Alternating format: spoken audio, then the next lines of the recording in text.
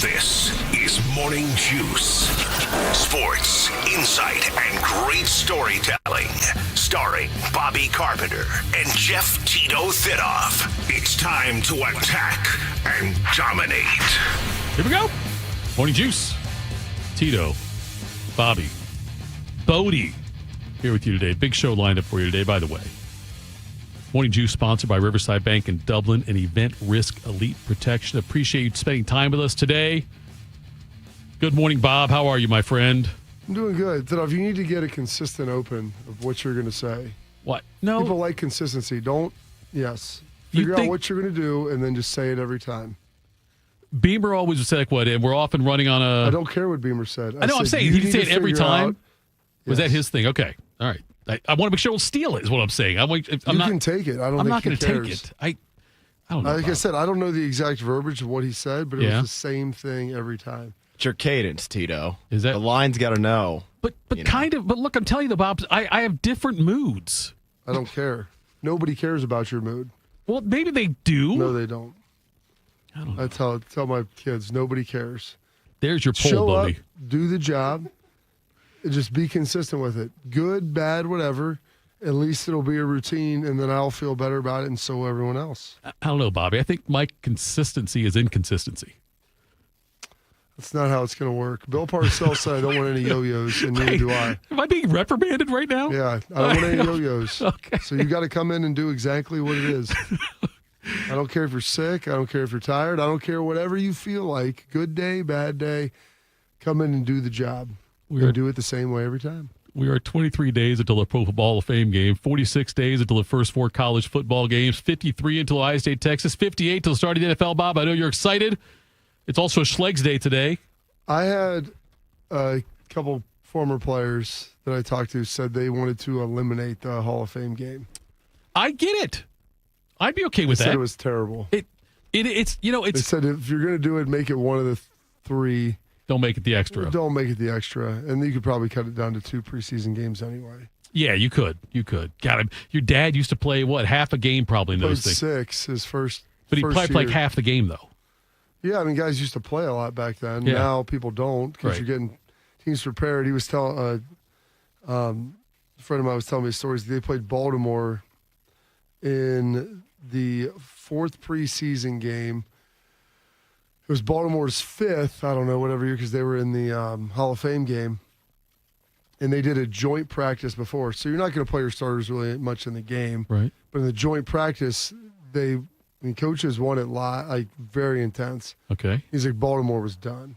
I think that was the year they started 2-4. Oh, really? They had zero interest in that. They'd been practicing for a month and change, and now you're going to do a joint practice before the final preseason game after playing 4 already with the Hall of Fame game included. Their guys had no interest in it. So that's what you get. You just beat people down, and then you have a slow start, and you got to dig yourself out of a hole. Reds lost to the Marlins last night 5-1. They'll host the Marlins tonight at 7:10. Cleveland over Houston 7-5. Tonight at 8:10 they'll play in Houston. Bryce Sensabaugh. I'm not going to soil this date in history with Kevin Durant trade talk, Bobby. Today I'm going to do it with Summer League talk. Bryce Sensabaugh, former Buckeye, scored 37 points, and the headline said it was a SLC or SL Summer League record. SLC it said, which is Salt Lake City Summer League. So 37 points, great game, but it's not the record. Just I will make sure everyone understands that. It's a great accomplishment. It's a record for Salt Lake City. It's a Salt Lake City Summer League record. Anthony Morrow's got 47, is the overall leader in that. So that sounds I want to make sure we clear that up for all of our listeners out there, Bob.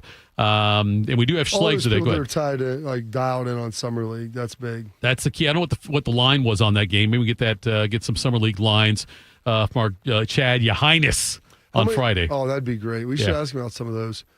How many minutes of Summer League basketball do you think that you've watched in your life? 0. You never watched a single moment of I've never watched a single moment, even like it was the Bronny James type thing or anything. I've never watched a single moment of Summer League basketball. I think I've stumbled into it. Not even highlights. Highlights count. I don't watch highlights. I mean, I don't watch sports there anymore. That's why I usually would pick up on it. You know, all I do is... If you want to turn around and break your neck, you can watch sports the entire time. Well, let's see if they move the TVs like they were supposed to a while back, Bob, then I'll be able to say I did watch a little bit. But I haven't. You said you've stumbled upon it? Well, I've seen some highlights before. I've seen less than 10 minutes over the course of my life. Right. I've never landed on it and said, you know what, this looks like a good place to live right now. I got nothing better to do. There have been some highlights and some other things that I've seen, but definitely less than 10 minutes. All right, let's make everyone smarter, y'all. Time to get smarter. Morning Juice presents Today in History. Here's your professor, Bobby Carpenter. Oh, take it away, General. Oh, boy. We have ourselves a Tuesday, July 8th, the 189th day of the year, 176 remaining in this 2025. This date's 1776. Church bells are ringing, and possibly the Liberty Bell, not confirmed, set off before or after the crack, unknown. They are ringing after the first public reading of the Declaration of Independence by John Nixon on the Pennsylvania State House steps.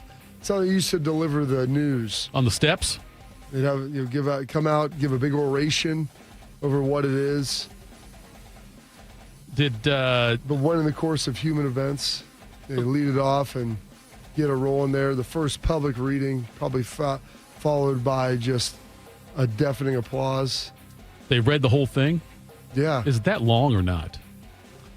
It's a good question. The Declaration of Independence, it's not near the Constitution. Right. I say the Constitution would take some time. They may there's a lot of addendums and articles. We need some I'm guessing, intermissions during that.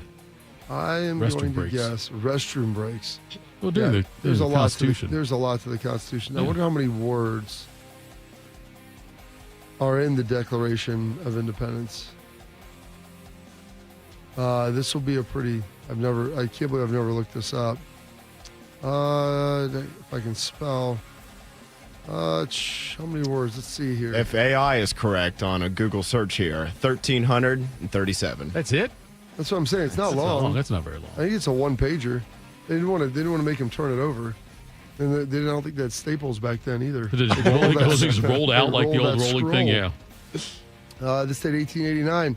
The first issue of the Wall Street Journal is published. One of the oldest and longest-running newspapers in the United States. This date 1932. The Dow Jones closes at 4122, the lowest total during the Great Depression. Pretty impressive. You got some of that, Bodie. Maybe got a little action in there. I wouldn't be here this morning. Make a couple of shekels. This date, 1947, reports are broadcasted that a UFO lands in Roswell, New Mexico. Ooh. You ever been down there, Thitoff? I've not been to Roswell, and quite frankly, I don't want to know if there's aliens or not. You'd rather. There's definitely something out there. See, that's what. I don't want to know. Be ignorant to it. I'd rather just head in the sand. Haven't you ever Bob. seen Independence Day? I'm sorry, you're right. That was based on a true story. The first one or the second one? Never seen the second one. I know we won the first one. Did we win the second one too? That's unknown. I don't know that one. I mean, there's a lot of them out there. 1948, the United States Air Force begins accepting their first women into the military branch. And then in 1973, Lean on Me by Mr. Bill Withers hits number 1. Just call on me, brother, when you need a hand. We all need somebody to lean on. I just might have a problem that you'd understand. Mm-hmm. That's pretty good. It's a banger. It's good. I wish last week when it was his birthday, like a week and a half ago, we could have played Dock of the Bay. Or not Dock of the Bay. What's his other big one? Yeah, I know. It's Otis Redding Jr. was the Otis Redding was sitting on the dock of the bay. That was yes. I know we got to think of that one now, Bob. You're killing me now. Shark would have nailed this. Just the two of us? Yes. That's his other really nice one, which is another big fan of that one.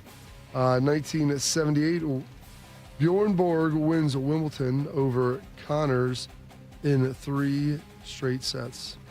Is he down to his last swing? Championship point? This is a historic point, actually, to win 3 times in a row. Not since 1936. It is wrong! Bjorn Borg does have some emotion. And he has caught up with the ages. The crown is his. Bjorn, the bear in Sweden. named for an ancient Swedish king.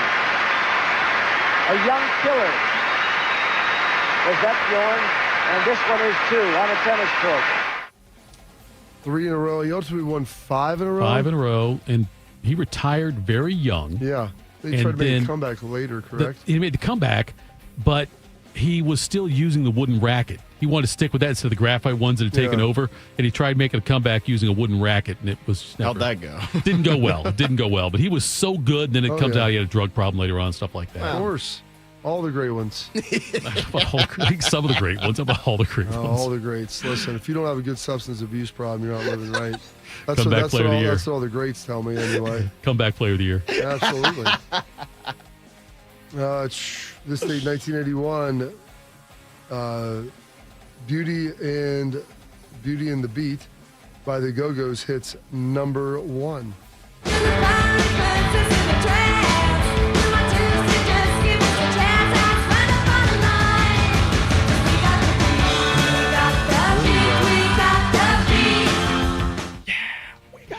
Little Go-Go's for you, hitting number 1. I think Our Lips Are Sealed was their first one. Yeah, that was their debut album, so that may have been off the first release. This date, 1994, big one here, Bodie, for Sharky. He's probably celebrating at home. Kim Jong II takes over for his dad as supreme leader of North Korea. So you're telling me that... It was Kim Jong-un's father, so that's big. So was this Sharks Independence Day, July 8th? I don't know. I think he just likes to celebrate the turning of the page from one supreme leader to another. I've always wanted the title Supreme Leader. It sounds about as high a ranking as you can get in public service. I'd argue that you are the supreme leader of Morning Juice. I don't know about that. No? Yeah. Well, there's only 3 of us. Then who would be? Well, there's probably one of you two. A gentleman that comes in here on Mondays that might be in charge. Okay. As much as I'd like to think that I am. And then this date, 1996, Wannabe, the debut singles by the Spice Girls, is released.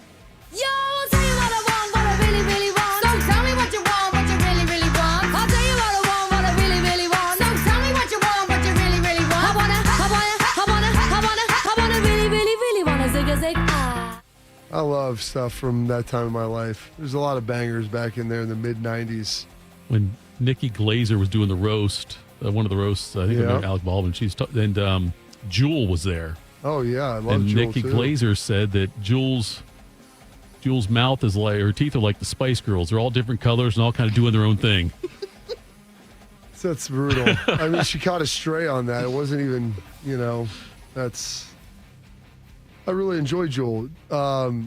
Clipboard Jesus. Oh, my gosh. Chase Daniel? No.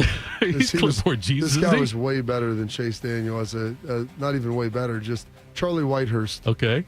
He Clemson quarterback of my class. I think he played 14 years. Dated Jewel for like 3 or 4 years in there too. Chase Daniel took his job seriously. Charlie Whitehurst looked like Jesus on the sideline. He had sweet hair. Yeah, that's pretty serious. Yeah, I mean, that's what I'm saying. He took his seriousness to a different degree. Some birthdays today. Born on this date, 1830, Frederick Stewart, who was the Secretary of State for President Lincoln. John Pemberton of Coca-Cola fame, the creator of Coca-Cola, born on this date, 1931. John Stiff Pemberton, born in 1831, was not only an American pharmacist and inventor, but also a veteran of the Civil War. During the conflict, he served as a Confederate soldier, sustaining injuries that led to his addiction to morphine. Seeking a remedy for his addiction and inspired by his pharmaceutical background, Pemberton delved into creating various medicinal products. In 1886, he formulated the iconic syrup for Coca-Cola, initially marketed as a health tonic. Despite facing personal and financial challenges, Pemberton's creation gained popularity. Although he sold his rights to the Coca-Cola Company before its immense success, Pemberton's innovative recipe continues to be enjoyed globally. His dual roles as a pharmacist and Civil War veteran highlight the complexity of his life and contribute to his enduring legacy in both the pharmaceutical and beverage industries. So that's the beauty. He exchanged one vice for another. That's what you're supposed to do in life. Throw a little cocaine in there, just kind of mix it up. I had to look it up. It's stiff. I thought they said Stiff, and I thought that'd be a hell of a middle name, Stiff, with 2 Fs. What is his middle name? Stiff, S-T-I-T-H. Stiff. Yeah, I thought it said like Stiff. Sith, but with a T. Yes, which I don't know what's better, Supreme Leader or Stiff as a name. Stiff. Stiffed it off here. How about that? It'd be even better if he had a lisp. Be stiff. Oh, yeah. That'd be really good. No offense, people out there with lisps. That's all right. Fine offense. 1839, John D. Rockefeller, the founder of Standard Oil. A lot of Titans born on this date. Hugo Boss born on this day, 1885, the fashionista and leader there. And then turning 73 years young today, leader of the Steel Curtain, the inside linebacker. Maybe Supreme Leader, Jack Lambert. During his 11-year career, Lambert won Defensive Rookie of the Year and Defensive MVP awards. He made 9 straight Pro Bowls and was the man in the middle of the Steel Curtain for 4 Super Bowl wins. That'll cool your ass off. And finally, how fortunate I was to play for the Pittsburgh Steelers fans. A proud and hard-working people that love their football and their players. If I could start my life all over again, I would be a professional football player, and you damn well better believe I'd be a Pittsburgh Steeler.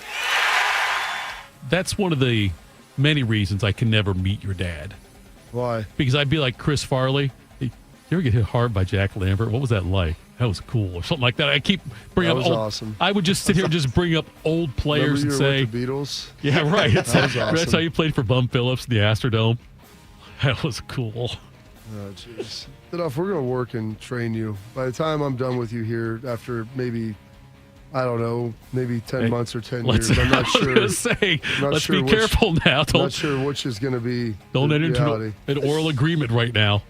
Turning 67 today.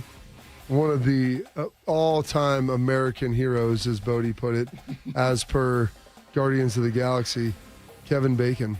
The facts of the case are these. Ooh. On midnight of September 6th, the accused entered the barracks room of their platoon mate, PFC William Santiago. They woke him up, tied his arms and legs with tape, and forced a rag into his throat. A few minutes later, a chemical reaction called lactic acidosis caused his lungs to begin bleeding. He drowned in his own blood and was pronounced dead at 37 minutes past midnight. These are the facts of the case, and they are undisputed. Now, Lieutenant Caffey is going to try and pull off a little magic act here. He's going to try a little misdirection. He's going to astonish you with stories of rituals and dazzle you with official-sounding terms like code red. He might even try to cut into a few officers for you. He'll have no evidence, mind you, none, but it's going to be entertaining. That's good. I thought you were going to grab something from Footloose. I was kind of trying, but it was mostly just the dancing and music. And I'm like, well, that's not really a clip. Let's hear it for the good boy. For radio. Is he sitting there teaching him going? It's the theater of the mind, Bodie. I've never seen Footloose. And you've never seen A Few Good Men? No, I haven't seen. I've seen part of it. I've seen clips. I've seen clips. I've seen clips of it. So you've never seen the movie? No, not start to finish. No. Bacon's been in a lot of good movies, though. Kevin Bacon? Yeah. He's been in a lot. So usually when you're a volume shooter, Carmelo Anthony took some good shots. He was in what? He was in. Like he had like the JFK, right? Apollo 13. Have you seen Apollo 13? That's a classic, of course. I see all the classics. Apollo 13 is very good. That's a great I enjoyed that. I've seen that movie 100 times. Really? Oh, yeah. 100? Yeah, 100 times, yeah. That's pretty good. He's got a deep catalog. The fact that you have seen Apollo 13, you may have a soul. There we go. Born on this date in 1961. We lost him about a year ago. One of the country legends of his time, Mr. Toby Keith. When you hear Mother Freedom start ringing her bell, and it'll feel like the whole wide world is raining down on you. Oh, brought to you courtesy of the red, white, and blue. Good for us for having blue in our colors, by the way, because it makes rhyming a lot easier in songs. I mean, red isn't all that hard. Neither is white. No, but I'm saying blue at the end of it, though. Like if we were like yellow and orange, what kind of songs are you write about that? Yeah. So it's just like, I don't know if they were thinking about that or not way back when. That's all, 100%. I guarantee you that's why they did it. Not the fact that just about every former British colony, at least to my knowledge, has red, white, and blue as their colors, because that's what the Union Jack was. It was very, foreshadowing there. Good by them. There you go. And turning 63 today, I mean, you could call her a one-hit wonder. We might still be waiting for her second big one to come out. But at 63, their best years may be behind. Joan Osborne, singer of What If God Was One of Us. Just a slug like one of us. Just a stranger on the bus, trying to make his way home. The Pope in Rome? Just like the Pope maybe in Rome? Some words to that. Of course I do. I have a curated 90s playlist that I have built, and that is in there. This song, that's what I always think of Fort Walton Beach, because I was down there doing a Damon's visit for like a week. There was a Damon's in Fort Walton. There used to be one in Fort Walton named Pensacola. I always schedule my trips down there around wintertime. Yeah. And we had some down in Tampa. We had one in Jacksonville, Clearwater. Anyway, but this song was very popular, and the service staff would always be playing this song, like getting ready to open the restaurant in the morning. There you go. Look at that. That off a little peek behind the curtain. Little Fitbit. The Fitbit. And turning 46 today, fine Australian punter, longtime Dallas Cowboy. I think he punted maybe for Philly as well, Mr. Matt. I used to call him Mate McBriar. I just cut the one E and turn the T into an E. Because he called everybody mate. Exactly. See, and he's allowed to. He's from Australia. He's from Australia. Yes, that one. I permit that one. But old mate was a good bird. He did marry an American though, so his kids are American. And then passing away on this date, 2015, 10 years ago, the man they called the Snake, Mr. Kenny Stabler. Ken Stabler played in the NFL for 15 years and was front and center in some of the greatest games in NFL history.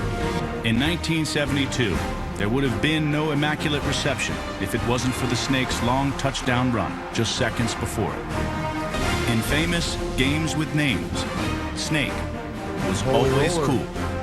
From the ghost to the post to the holy roller, Stabler threw for nearly 28,000 yards, fired 194 touchdown passes, and was named to the 70s All-Decade Team. He was Carpenter. an NFL MVP, and in 1976, he led the Raiders to their first Super Bowl win. Cool. Throughout his life, Stabler had to overcome tough third and longs, on and off the field. Yes. In the end, that's what made his football life unlike any other. Was that from a football life? Yes. Yeah. That's sweet. My goodness. He and Sparky Anderson are the reasons I feel younger. Because you look at what they were at different ages in their life. Oh, Ken Anderson. Ken Stabler, Ken Anderson, Ken Stabler. I mean, he had gray when he was playing with my dad. He Yeah. looked old. And then when he died at like 68, did you see any pictures of him in there? It was just always playing days. Oh, I mean, he looked old in some of those playing days. But then before he passed, he was maybe 67, I think. He looked like he was about 87. Ken Stabler's 69 when he passed. And he looked like he was about 89. And he had lived a weathered and tough life. He took every bit of life out of life. Well, and he put himself in a lot of those third and longs off the field. Yes, he did. Which was good for him. Reading the playbook by the jukebox. The jukebox lights is what he used to say. Lived real hard. Some holidays, observances. It's Be a Kid Again Day. Chick-fil-A's Cow Appreciation Day, which is the second Tuesday in July. Coca-Cola Day in honor of John Pemberton. Stiff. Math 2.0 Day. National Freezer Pop Day, which I'm about half done with those ices. My kids eat them, and then they leave the plastic wrappers all over the ground. Yeah. It's incredibly frustrating. National Ice Cream Sundae Day as well. And those are your historical events, your birthdays, your passings, your holidays, observances for this date. Tuesday, July 8th, the 189th day of the year, and 176 days remaining in this 2025. Mailed it in today, Bob, but we didn't set a record on our time. Listen, Coach, the day dictates it. I simply am the vehicle of which the facts are driven. Okay, I don't determine what is done on each day. I only try to procure the biggest and best events, the things that I find most interesting, so hopefully everybody else does as well. And so sometimes there's crazy big days like July 4th. July 4th is a big one, yes. A lot of things have happened on that over the years because not only was it the Independence Day, but usually they try to layer other things on to big days. July 5th, we didn't have a show, but I'd love to have something in there about how angry England was on July 5th. I'm not going to give them that opportunity. Sean says, Bob's right, Tito, nobody cares, and specifically you yell way too much. That felt kind of personal. But he also said that's perfectly fine. It's coaching. It's coaching. There's nothing wrong with growth and improvement every single day. So I will tell him this. This is what I learned in grad school. Of anything else, of 2 years, the one thing, feedback is a gift. And not a GIF. I'll remember that in our Monday meeting. Chris G said didn't have Spice Girls on his bingo card. Said his wife dragged him there to a concert in England. Said it was actually one of his best times. I think Spice Girls are very talented. I do. There you go. Coming up next, some group is firing spitballs at a battleship. We'll do that next. Morning Juice. I'm Shanola Hampton. Every day, millions of people face hunger. Today, I will share with you some of their experiences. I'm stuck between paying for medications or paying for food. John from Maine. After paying my bills, I can buy groceries. It's sad to say, food comes last. Alice from Oregon. I thought pantries were for less fortunate people, but anybody could be less fortunate in a day or even a second. Claire from Virginia. The Feeding America network of food banks helps provide over 6 billion meals to people in need each year. No one should have to worry where their next meal will come from. Together, we can end hunger. Learn more at feedingamerica.org.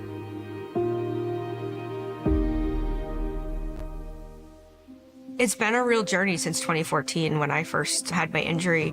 I realized that my home was just not working for me and that it was time to ask for help. Homes for Our Troops is really giving me my life back. The shower allows me to go in and turn around with my chair, pull down storage racks, automated door systems, hours of my morning given back to me. Adaptive sports are a huge part of my life, a huge part of my healing journey as well. Homes for Our Troops helped with making sure that I had a home gym so that I can continue to train. This past year, I was able to host Thanksgiving in my home. And it was the first time I was able to have my whole family in one place and I was able to contribute to the meal. There are a lot more veterans in need, and Homes for Our Troops is going to be there to help them too. Homes for Our Troops builds and donates specially adapted custom homes nationwide for severely injured post-9/11 veterans and enables them to rebuild their lives. Join our mission at hfotusa.org. Hey Max, you look absolutely dashing in that purple tie. Ready to harness the world? You bet, Daisy. I'm ready as I'll ever be. And might I say, your purple tie really pops with your vest. Thanks. I almost went with a cape, but didn't want to come across as pretentious. Nonsense. Anyone in our line of work should rock a cape. You might be onto something, Max. Phew, so here we go. First day on the job. We've got this, right? Right. Don't forget, we both graduated from Dogs Inc. with honors. Which means I can guide my human around a busy city with ease. And I can give my human a restful night. I hope my human is kind and loving. And I hope mine likes wet kisses and zoomies. Ready to make a difference? Born ready. Let's go. Discover how extraordinary dogs like Daisy and Max change lives at no cost to the recipients. Visit dogsinc.org. Attack and dominate, YouTubers. You're locked into the Morning Juice. Morning Juice. It is a Tuesday, Bob. It is a Tuesday, so that means you play the sound. I'm going to. I want to make sure you're ready to roll. Coach, you play the sound. And then you go. And I'm ready to go. All right, that's on me. I'll take that. When the red light comes on, you know what time it is. And that means it's time for Roosters. Pavlov's dog. The delicious fried mushrooms. Breaded mushrooms, fried crispy and golden brown on the outside, hot and juicy on the inside, served with a side of ranch dressing. You can get the spicy ranch if you want to be real bold. It's the favorite appetizer of Bill Zwick, father of Justin Zwick.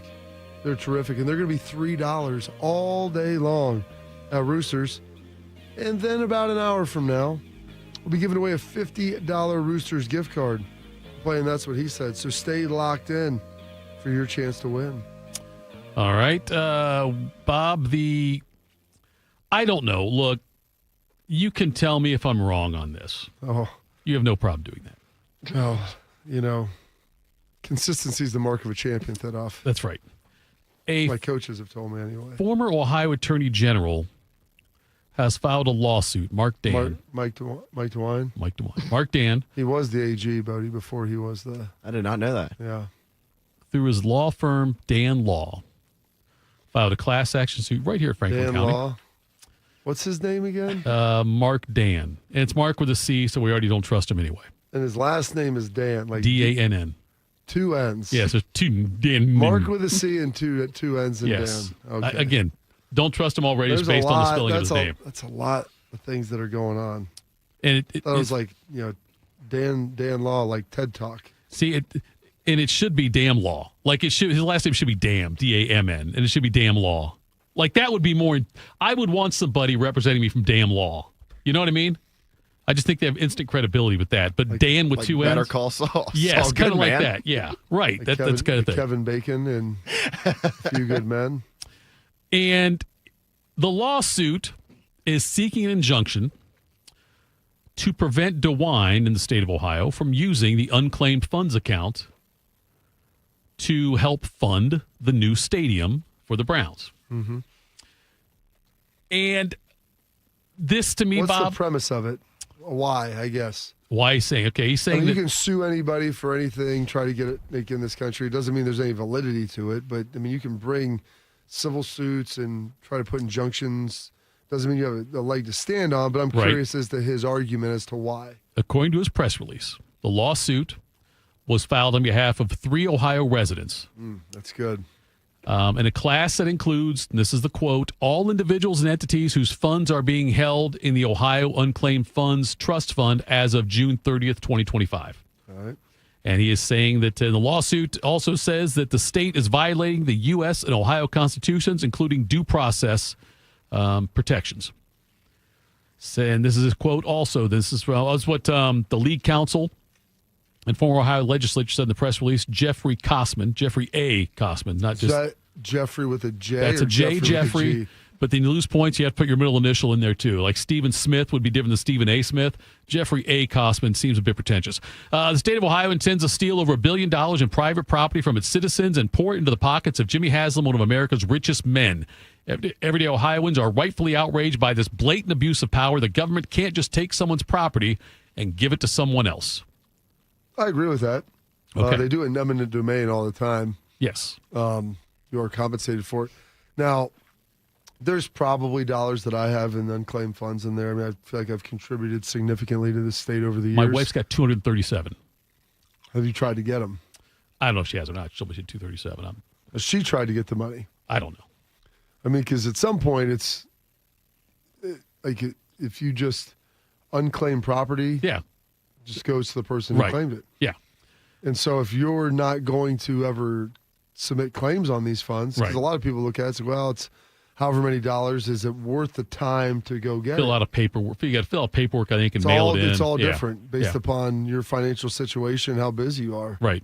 Is it worth it to go do that? And if not at some point, you are foregoing the opportunity for that money. Now, I'm not a huge proponent of public dollars to build stadiums now. Me either. I would say this. I think this would probably get Cleveland a Super Bowl, which would be a huge economic impact for the city and would probably offset the state, which would, if you get a Super Bowl, I mean, that's going to bring in loads of revenue on the tax side, and it's also going to support many local businesses up there, which would be as close to an offset as you'd be able to get for this. I don't know. I mean, I can understand the point. There's validity to it, but at some point, if you're not going to file, like, do those 3 people, have they filed for their dollars and they were rejected? I don't know if they were rejected or not. I'm not sure. Maybe that doesn't say in the story. I will tell you this, though. Of course they didn't, because that would be the logical step. If you want your money back, everybody file your paperwork. You have 90 days to submit for your unclaimed funds, or else they're going to. Then they send you all of that stuff, and they, I don't know, issue emails and things. The problem is you get spam and stuff like that, and they're phishing deals as well. So you're not really sure, but the government does all that stuff for you. I did a quick search. I've got 2 items unclaimed. One is with Google, and it says the amount is $25 to $50. The other one's with Capital One, and it says under $25. So there you go. Do you want to go spend? How'd you find that out? If you go to the link on the story I put on there from NBC4, there's a link at the bottom that says search your unclaimed funds. All you just type in your name and address, and it'll let you search it. All right. So you can check that maybe also. There might be enough in there for me to quit the show. Now let's tap let's not do a search then, Bob, because it could be, you could be giving people private information. Don't do that. I don't want you to quit the show. Anyway, but if I'm really against this thing, which I am, and I'll tell you how I get my wife to get her funds out of there, is tell her it's going to help the Browns. If you don't like the Browns, if you're a Bengals, Steelers, or just non-Browns fan, go get your money out.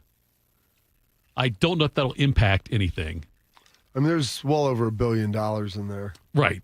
But still, it'd be funny, though, if it somehow did. Like, that could be our movement. I just look, with something like this, did you find yours on there, Bodie? I'm not seeing anything. You don't see the link to the Apparently story? There's more No. Oh. I'm in the... Oh, a lot of people. Yeah, a lot of Wells. A lot of Wellses. A lot of Wellses. But I don't think things like this ever really stop the money, stop corporate money like this. A big deal.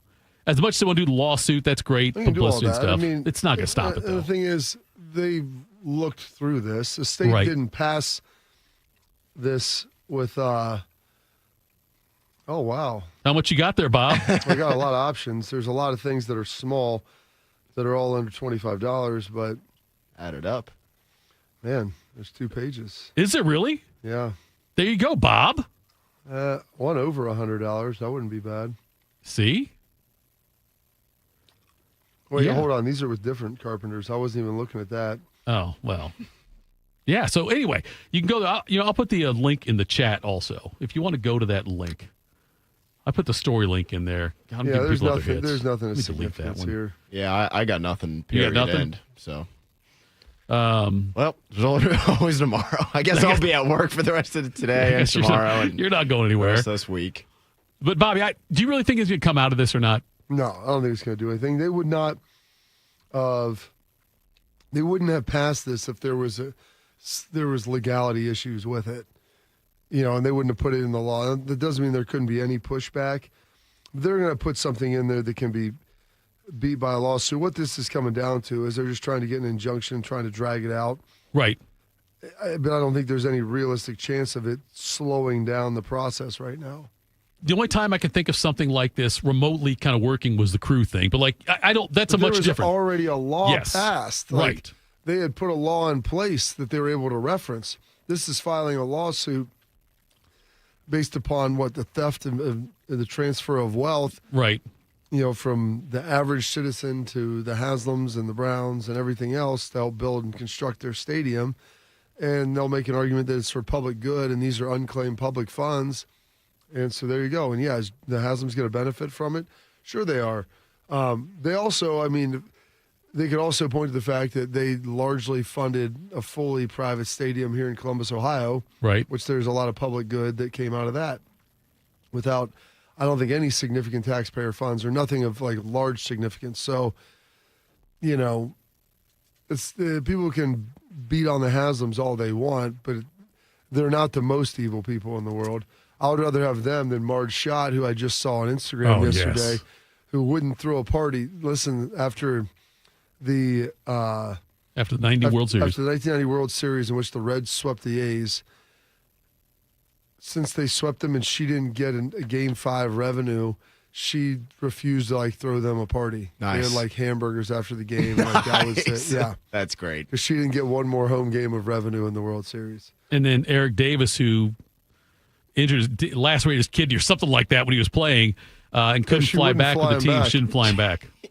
That's the type of person you would play for. That's the boss that's going to go the extra mile. That's the one. That's the one right there. So, you're right, March. I don't know, Bob. I feel like, this is akin to me to when, like, they tried to file. They're going to have this law saying you can't play noon football games and for at Ohio State and stuff like that. It's all just publicity. You could pass a law. I don't know if people would I don't think it's going to.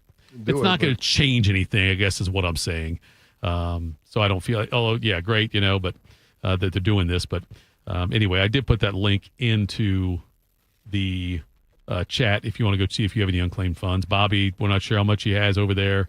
Like I said, I've got probably about $70 I or so. bet it's probably under $100, definitely under $300.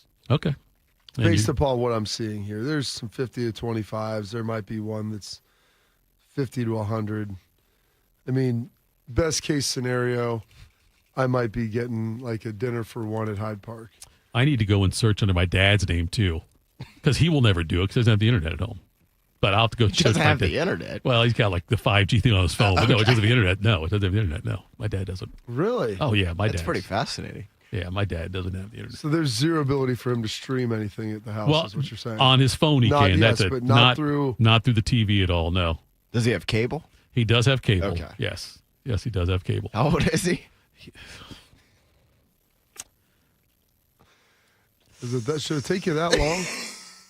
He's in his late 70s. Okay. He's older than 75, but less than 80. There you go. That's not that old, though.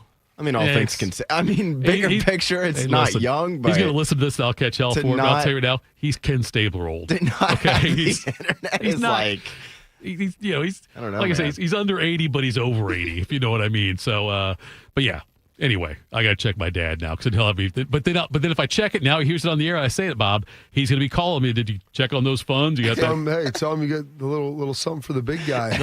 That's what I thought was I would get it for myself. We're going to get you the internet. Dad, you've got $19 when really he's got $1,900, and then I just give him $19 and have it mailed to me and say, Dad, yep, here you go. I got it. You're all taken care of. You should call him and tell him that you're in jail and you need bailed out and have some sort of scam. Have him just send you the money. Me and Art Sleece are going to come up with a little scheme like this. This is good. Coming next, Quick Hitters Morning Juice.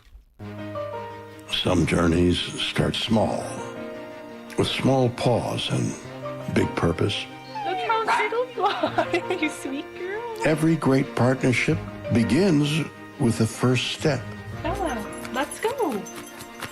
guiding them through the world so one day they can guide someone through life. With shared experience, confidence grows, and the path becomes clear. It takes time, patience, and love. But the reward lasts a lifetime. Hey, good girl, Bella. You don't just raise a puppy. You raise a future. Become a Dogs Inc. puppy raiser. Give a dog a purpose. Give someone hope. Learn more at dogsinc.org. And we're live here outside the Perez family home, just waiting for and there they go. Almost on time this morning. Mom is coming out the front door strong with a double-arm kid carry. Looks like Dad has the bags. Daughter is bringing up the rear. Oh, but the diaper bag wasn't closed. Diapers and toys are everywhere. Ooh, but Mom has just nailed the perfect car seat buckle for the toddler. And now the eldest daughter, who looks to be about 9 or 10, has secured herself in the booster seat. Dad zips the bag closed, and they're off. But looks like Mom doesn't realize her coffee cup is still on the roof of the car. And there it goes. Oh, that's a shame. That mug was a fam favorite. Don't sweat the small stuff. Just nail the big stuff. Like making sure your kids are buckled correctly in the right seat for their age and size. Learn more at nhtsa.gov/the right seat. Visit nhtsa.gov/the right seat. Brought to you by NHTSA and the Ad Council. We ask parents who adopted teens to share their journey. Nathan has taught me to embrace the moment. Age-wise, I'm in my late 60s. I'm old enough to be his grandfather. Will he be embarrassed to acknowledge me as his dad? I think the most important thing we can do is let them know that they're safe, that they're valued and cared for and loved, and that They're important. I knew I wanted to be adopted by him because of how he taught me to be the person who I am today. And it's coming from a dad that didn't expect to become a dad. And I feel very proud to be his son. That was what he needed, and he was what I needed. Every day is full of new opportunities. That's what it's been about, realizing the simple things that it takes to make such a huge difference in these kids' lives. Learn about adopting a teen from foster care at adoptuskids.org. Brought to you by Adopt US Kids, the U.S. Department of Health and Human Services, and the Ad Council. One man is a national champion, NFL veteran, and local business leader. The other man is Tito. This is Morning Juice. Sponsored by Riverside Bank of Dublin. Here's Bobby and Tito. All right, Bob, I did it. I got some major cash coming my way at some point here. Nah, you did step one. You cut a hole in the box. That's what I did. You're right. There's a lot more. Step 2 and 3. Yeah. Put your junk in the box, and then ultimately I got to get her to open the box. Yeah, that's all I got to do here. Let's tell about my friends over at Event Risk Security Services. They're a U.S.-based veteran-owned company providing protection services, consulting to Fortune 500 corporations, movie studios, celebrities, and high-net-worth individuals. If you're tired of the fluff margins with low compensation for poor quality security officers and an endless revolving door of vendor staffing, then stop. Go check out our friends at Event Risk. Give them a try. They're virtually the same cost, and they can address what keeps you up at night. Event Risk, give them a check out at eventriskinc.com to learn more. I'm catching a little bit of shrapnel here, Bob. No offense. Too soon. On not knowing my dad's age. Like, if I ask you both your parents' ages, do you know them? Like, immediately you have to think about it for a second. Nope, I got them down. How old are your parents? 70 and 69. How old are your parents? It would take me a second, but my dad was born in 68. Okay. So he'll be 57 this year. My sister's born in 69, just for reference. I've never felt older. Go ahead. And my mom was born in 70, so she turned 55 this year. There you go. Like, it takes me a second to do the math. Right. I think so. I felt like I got it quicker than you did. You did, Tito, I will say. One of my parents, this is good. I started to say this, Bob. Sometimes I catch myself. One of my parents is older than the other, which makes a lot of sense. Unless they're twins. Born on the same day. Right. Okay. I started to say it that I was going to catch myself, but it's 6:50 in the morning, so maybe not. But I think my mom is slightly older. I think my dad was born in 47. I think my mom was born in 48. I think. Not sure completely. Do you know their birthdays? Yeah, of course. Come on. Have a good son. All you got to do is just put the year on the end of it. But I'm not about to say I think those are the years. I should be pretty easy, too, because it's 2025. So, like, that helps the math a little bit, right? That's right. What I need to do is get Bobby to incorporate this stuff in this date in history, so I'll know. Like, on this day, 79 years ago, Daddy Tito was born, which I don't think he likes to be called. Let's do some quick hitters here. Morning Juice presents Quick Hitters. Sponsored by Dr. Mark Levy. If you're snoring and not sleeping, call Dr. Mark Levy today at 1-800-MORE-SLEEP. Bodie, good morning. Good morning, guys. After bringing back the video game for the first time in over a decade last summer, EA Sports released their second iteration of the revival of the college football video game this week. And one of the major changes from last year to this year is not only can fans play with their favorite players on the game, but they can also use their favorite coaches as well, which is fantastic. You could be Ryan Day. You could be Marcus Freeman. Two guys you can't be, though. That's Coach Prime and Bill Belichick. If you're a Colorado or North Carolina fan, you are SOL, because both of those guys opted out of having their name, image, and or likeness in this year's game. So instead, there are two fake/placeholder people coaching the Buffaloes and Tar Heels in the game this year. Carp, maybe not this year, but maybe in the future we can use Jordan Hudson to coach. Now that would be amazing. If you could have like the coaching support staff and their family in there, that would be, oh my gosh, that would be phenomenal. I guess if I were to put like a term to this, it's 2 words, so I wouldn't just say one word, a phrase, not surprising. For completely different reasons. Like Bill Belichick, despite his book and book tour and all of the nonsense publicity he's been doing with, what's her name, Jordan Hudson? Hudson, yeah. All the nonsense with her. He's still a guy that doesn't really want to do that stuff and feel comfortable with it. He was never in the Madden game. Really? Like ever, I don't think. Really? Yeah. I believe, I think assistant coaches are in some of these in this year's game. I don't know if all of them are, but I think it said like Steve Belichick. I think Steve's in there. Stevie? Yeah, Steve's in it. I love Stevie. So there's that, and then Dion. I think he probably wanted cash for it. Of course, he did. Yeah, and he Dion probably wanted more than Yes. than all the other coaches. And they said no, and there you go. Here's the thing. First of all, the likeness for the North Carolina coach. I'll be honest, Bob. They should have, you know what they should do? A Deion Sanders likeness for the Carolina coach, and a Bill Belichick likeness for the to bring back Colorado coach. Bring back an old phrase of mine. The head coach for North Carolina in the game is racially different than Bill Belichick. That's what I'm saying. That's what Make they it got. like Deion, and then Now, here's the thing, though. Put a white dude for Colorado. I can't tell if it's a white dude for Colorado. There, it looks like Belichick. What do you think? Did you look at the white dude? Did you look at the Colorado coach there, Bode? I looked it up. I did can't look tell. at it. He's got a earlier. hat on. Again, though. He might be. He might be black. But see here's the here. thing: that what do you think, Belichick? Though, listen, they've got coach ratings on here, Bob. Dion gets an A+. Belichick's gets a B+. Belichick's never coached a college football game. I know. I'm just saying, though. A+ still feels strong for. It seems a little heavy. Yeah, that Coach is Prime, doesn't a little it? heavy. That's I would have said B. I'd say A+ more. Dabo, Kirby Smart, Yeah, right? I would in give him range. A-, B+. Yeah, Sounds that about seems right. Let's see. And by the way, I'd be petty if I was the game too. I'm like, you know, you're gonna be in our game. Watch this. Yeah. You're a C. Something like that. You know what I mean? If you're gonna be in the game, I'm gonna do this with you. Yeah.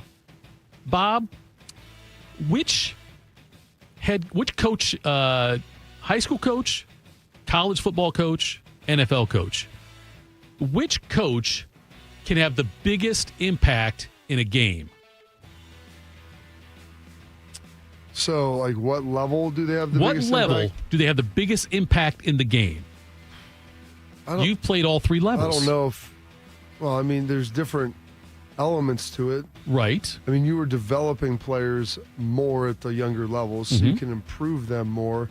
Schematically, you could do some things if your guys are smart enough that you could really get over on people. But in the NFL, the parity is so great, the coaching and execution matters a lot. Like, I would say it's different in every level, but it's probably about the same as far as the coaching impact on it.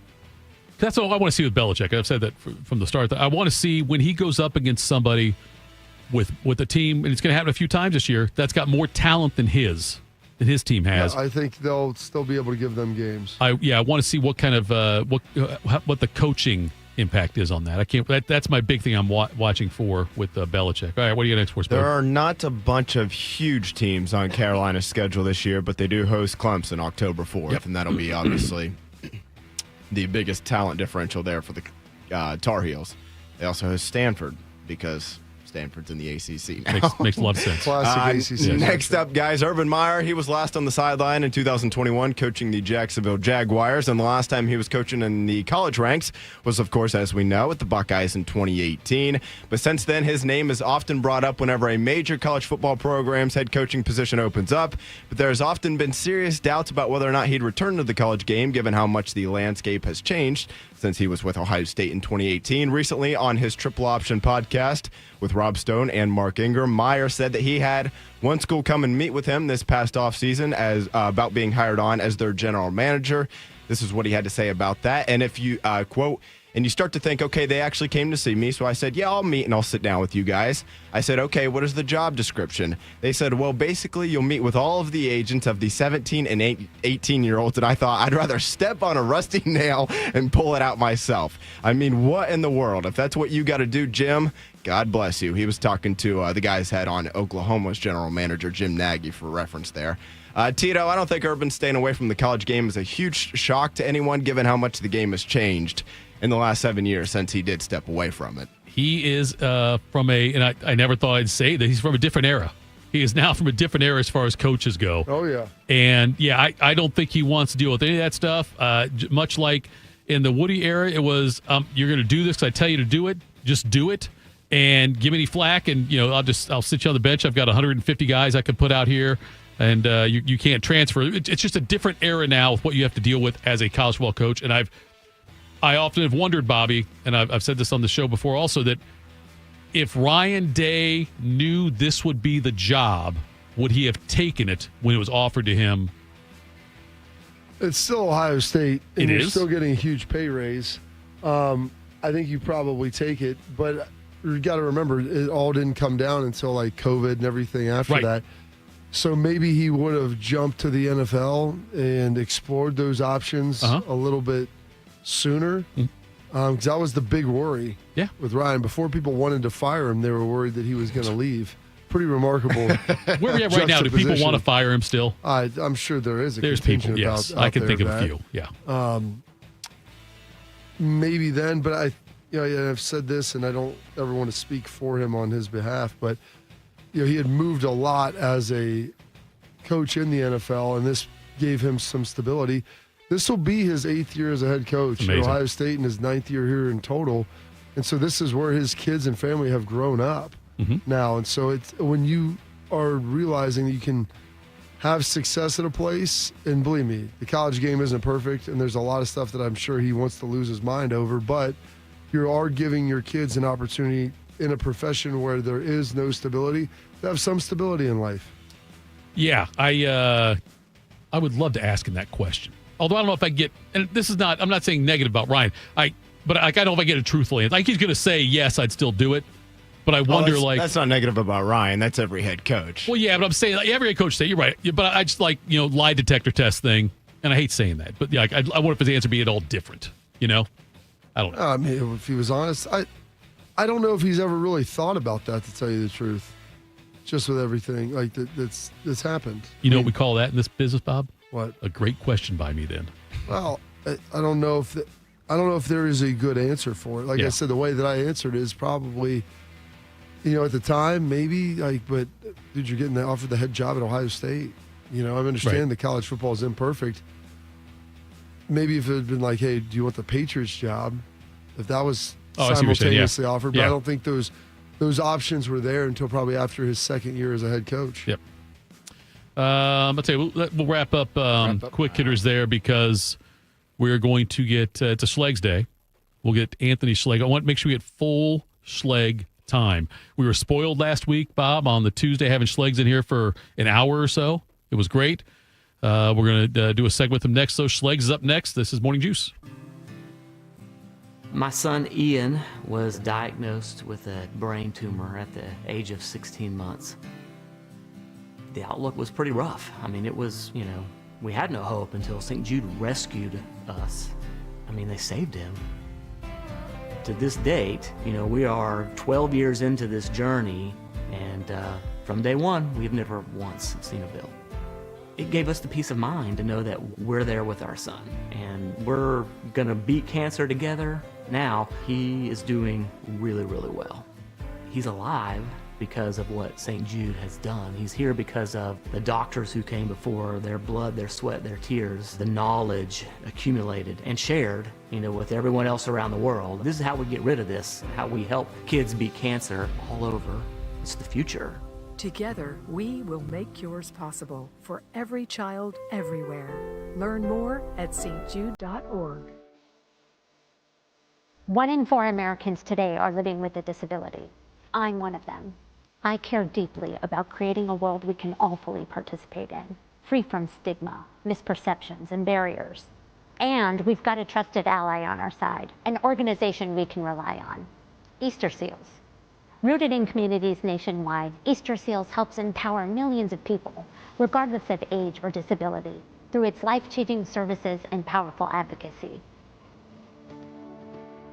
Today and every day, Easter Seals is leading the way to full equity, inclusion, and access to healthcare, employment, and education for people with disabilities, families, and communities.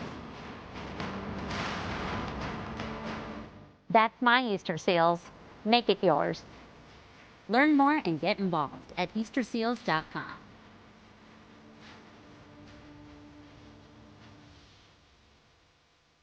Once there was a man who couldn't stand. A mom who couldn't wait. A scientific community that said it couldn't be done. And then you. And then I. And then we brought neuromuscular disease into screaming color with the Muscular Dystrophy Association. For 75 years, our voices have thundered through the halls of Congress. We've willed the impossible into existence. We've pushed the science, Raised the funds. Shifted the narrative. And transformed the reality of life with neuromuscular diseases. For 75 years, we've built communities together. established the field of neuromuscular medicine, And made it thrive. Call that a legacy. Call it impact. Call it momentum. just call it ours. Because it's the generations of community heroes that give MDA the strength we have today. And until neuromuscular disease is a thing of the past, you couldn't stop us if you tried. Join us and celebrate 75 years of breakthroughs at MDA75.org. Proud to be your go-to sports addiction. WBNS, WBNS FM, HD3 Columbus. The Fan 3, Ohio sports destination. Bobby played for the Dallas Cowboys. Tito wears assless chaps. I'm dead sexy. You're locked into Morning Juice. Morning Juice. Tuesday. The best way to start a morning is with a heavy dose of iron. Gas station ready, always. It is Schleg Day. And now we are joined by Anthony Schlegel. Schlegs, I don't know if Bobby has shared his tales from the weekend with you, but he almost had a fireworks accident. He almost got JPP'd. And I'm curious, was yours safe, and have you ever gotten close to getting JPP'd? Well, good morning, Columbus. Good. I thought Shark. I miss Shark. Hey, but you guys are great. You guys are great. I mean, Schlegs, now that your family's here, how is it this much harder to get you out of bed? I'm awake. I'm awake. I'm awake, Columbus. No, my fireworks were very safe. Hey, listen, we're down here at the farm, and we have great neighbors, and they're shooting off whistling doodads and something else with or without the scooter sticks. And, you know, we had our own little fireworks show while all that was going on. Like, that's a great time. We got some stuff, and we were blowing up, shooting the AR at it. Like, that's fun. That's America. Happy birthday. And we're going to enjoy loud noises and booms. Why? Because we can. That's what you do. And so I have all my stuff. I feel great. And Tito, I got that visual. I don't know what your body looks like with assless chaps on, but they put one in there. And you have to come see me at the Armory, man. We're going to have to work on. We're going to have to work. I got to get rid of this gut. I've got like this. I'm losing weight, Schlegs. I'm lighter than I've been in probably 25 years, but I can't get rid of the gut. Maybe it's just all that built up visceral fat for all those years just hanging around. Like, I don't want to leave. It just feels so good in here. Well, then fix it for me. Fix it for me. Well, that's probably called diet. But I mean, you're losing weight, which is that the ultimate goal, to be really skinny and weak? No, but that's the thing. No, I just want to get rid of the gut. I think I'm losing is muscles. What I'm losing, I'm not losing fat. I'm losing muscles. What I'm losing. That's terrible. Fix me, Schlegs. Come on, man. Come on. We're gonna do something. We're doing some things at the Armory coming up. Like, you need to show up and show out. Now, one of the problems is, one of the things that I'm going to do is right in the middle of your show. Maybe you could do the show from it while you're just sweaty and nasty. I don't know. We can work it out. All right. We can. Remember, he did the one thing with us, Schlegs, to train like a Buckeye, and you almost killed him. So made me cry. I don't know if he has the ability to stay with that. Yeah. Those damn arm things, Schlegs. I'll ooze them into the training wheel one. Train. That's good. What time did you go to bed last night? Like, what did we do yesterday evening that just knocked us out so significantly? Oh, I tell you what. As I've gotten older, I used to be able to go on 4 hours of sleep, no problem. And now that I'm older, my body's clock is like, Whoa there, Kimosabe. So you're not telling me getting you were up till 2, 3? 3 o'clock in the morning? No, I got to get 8 hours of sleep now. My body's like, right now I'm at 7, and you guys interrupted that. I honestly, I was before the phone call. This was the contemplation that was going on in my mind. Man, what time is it? Oh, it's like 6:30. I gotta get up, man. I gotta go work out. I got a busy day, and I was like, well, really, do I like? What time do I gotta be back home? Well, yeah, you could probably sleep some more. And I was like, well, then I gotta get up and go to the toilet. Then I got to go back to sleep. Like, why not just get up? I'm like, I don't know. Maybe I should. And then the phone rang. So guess what? I'm up now, boys. I'm up now. You got me. Is Steph in there with you right now? Are you waking her up, or is she already up and already working? No, she's been pissed off at me because I've been having the alarm go off for the last hour. This is the best part about Schlegs. How many alarms did you have set today? You know what? I don't know how many. I don't set a lot. I've seen your phone, Schlegs. Bodie, he'll have alarms every 4 to 5 minutes for an hour. I spread them out. I think every 6 to 7 minutes. It's so amazing. And then you snooze them, so they basically are every minute then after 4 or 5 times. Yeah. It's so great. Schlegs, it sounds like your wife is more gas station ready than you right now. She's always gas station ready. I mean, God bless her. We get to the farm, and I think she was outside maybe 20 minutes. She's got poison ivy. Oh no! Now I got little remnants. I don't know if it's I can feel it coming on, and I'm out there working head to toe denim, dead, Canadian tuxedo style, and I can feel a little bit on my eyebrow, eyelid, and I had to. Not on the face. That's bad. It is, but I try it's hot, 90 degrees out there. I'm working, right, and I had to have. I brushed my glove maybe, and I'm really conscious of that. So I try to wipe my face with my inner shirt, I got my T-shirt and I tuck it into my pants. And then I got my denim shirt. And that's okay to be loose, but I'm going to have to start tucking that in. I don't know. It's terrible. I got a little bit of my forearm. So you're really allergic. Is Steph worse than you? Because I've seen you get it really bad. Yeah, Steph, I don't know. I think the dog gave it to her, the dog. You can get it off the dog, too, yeah. That's the only way. She didn't do it. She didn't do anything. You thought about maybe you may have given it to her. No. I wish. Okay. But I didn't. Okay. All right. That's my dad. That'd be selfish. Yeah. That'd be a selfish person. It would be. My dad gets it pretty bad. I used to get it worse. I still get it decently bad, but not as terrible as I used to. So you got to make sure that they've got a special soap that you can wash with afterwards. That is fake news. That is fake. I've had every soap. I've spent. There's this one that starts with a T, Tillamook or whatever. It's fresh from the Aztec. Fresh from the Aztec jungle temple.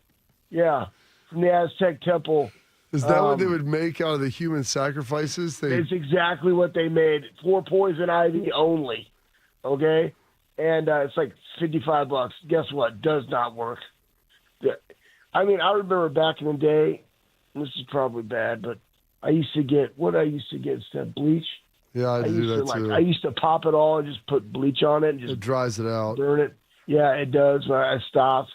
Now, I think what transpired was we had to go do something.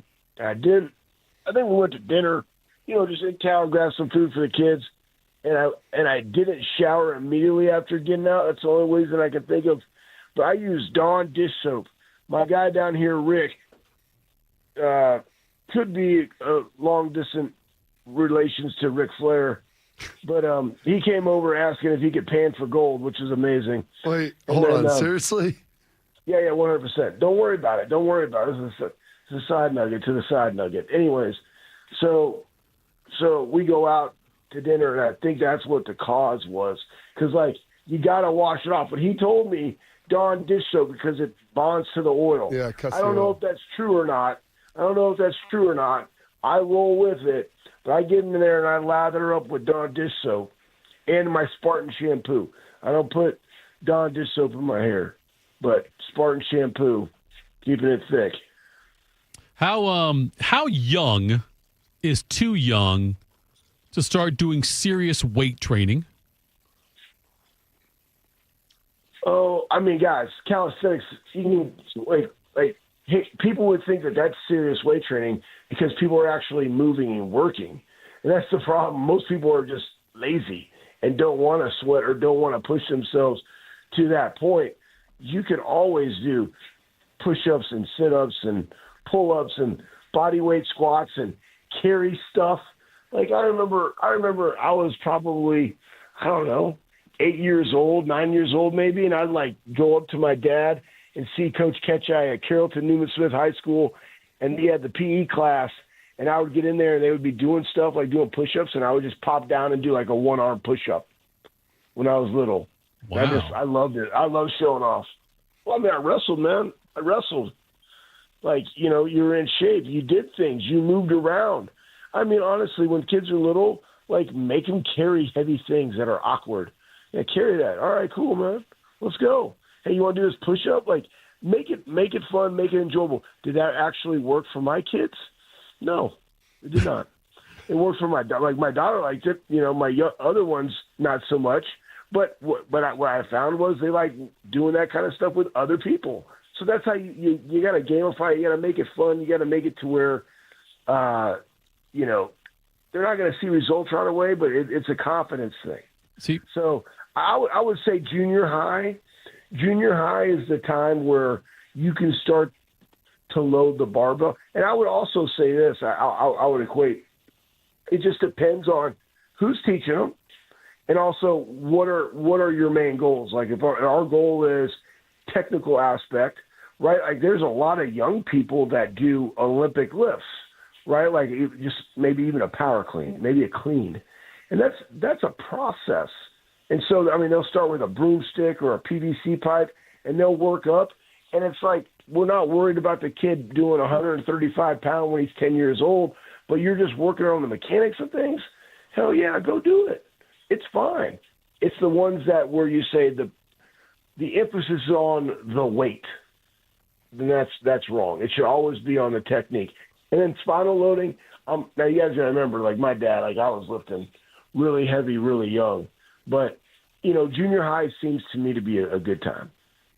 And that's why at the Armory, like everybody's built a little different. But 6th through 8th grade, like you can start coming up there because I think that's inappropriate. If not, it's kind of babysitting. And guess what? Jay and I don't want to babysit.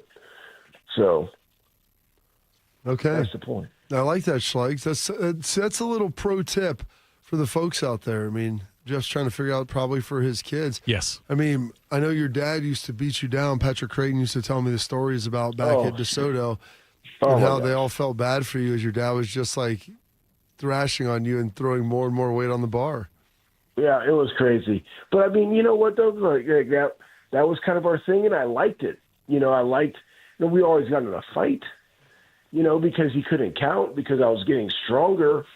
And DeSoto's weight room back then, they were transitioning to this new area, and so we were under the bleachers, and it would rain in Texas, and it's in the summer, and then you'd get to grasshoppers, and so you'd be in there, and then there'd just be all these grasshoppers hopping around, but also dead ones. Dead grasshoppers smell terrible, just so everybody knows. Yep. And we'd be in there, and I'd be in there in 7th, 8th grade, lifting under the bleachers at 5 o'clock in the morning, and then I'd go straight to school. Like there was like I didn't even pass shower. No, I just went in. And Steph dated you like that? No, she didn't know me back. She didn't know me in junior high. She knew of me. She was like, that guy's crazy. Yeah. Yeah, a legend in my own mind and in the DeSoto junior high circle of East and West. But yeah, that's how it was. I tried to, but it was like, hey, you got to get over there. And then, of course, my dad would be like, well, I'm too tired to drive you, or I can't drive you. Here's the minivan. And I'm like 14 years old. I'm like, all right, sweet. Boom, I'm driving the minivan over. What's up, boys? So wait, did Steph go? The Mercury. Did Steph go to the other middle school? She did. Was that like the high society middle school? Nah, they were kind of poor. They were kind of. So you were at the high society middle school. I wouldn't say there was a demographic of poor rich. I mean, it's DeSoto, but no, man, it was kind of like it was over there off of 35. I remember DeSoto East. They were green and white, and we were green and gold. Oh, that was kind of, yeah. We had the better looking helmets. You know, they were kind of like janky, but we beat them. I was reading something the other day, Schlegs. We had Tatum Bell. That's how we beat him. Yeah, he was pretty good.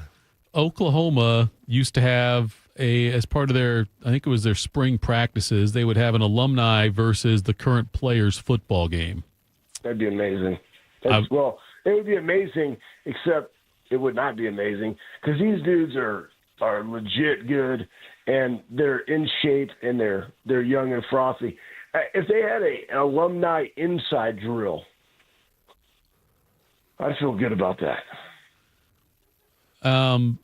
We just rotate bodies at them. I don't, because pro guys wouldn't play in that. Would they play in that? I don't know if they're not doing that. No, I think there'd be some kind of clause in their contracts they wouldn't let them participate in that. See, now if we had pro guys in there, I would say that'd be pretty sweet. But because we can't, and you're gonna have to get 30-year-olds to go.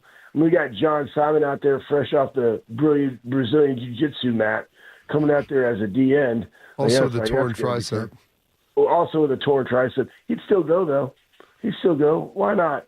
He'd show up there with his little jogger pants on and his flannel tucked in. No, he has a T-shirt tucked in and a flannel, and then he has wearing his Jordan high tops. That's John Simon's look. Honestly, very classy, but that's his look. That's what he does. I would love to see that with you guys.